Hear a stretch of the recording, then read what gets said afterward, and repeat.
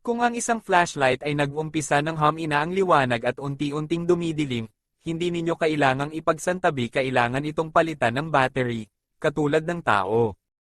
Kung ang isang tao ay kasalukuyang nasa yugto ng kanyang kabiguan, puno ng problema at paghihirap sa buhay, huwag ninyo siyang babaliwalain o ipagsasantabi. Kailangan natin siyang tulungan makapag-charge, tulad ng flashlight na ay charge ang battery, ang iba ay kailangan ng AA. Attention and affection. O AAA, attention, affection and acceptance. O kaya ang kailangan nila ay isang uri ng C battery for compassion. O di kaya isang uri ng D battery for direction.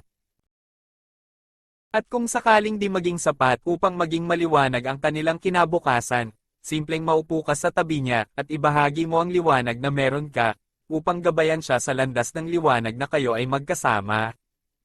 Huwag kalimutan mag-like, share, at subscribe para sa mga bagong video.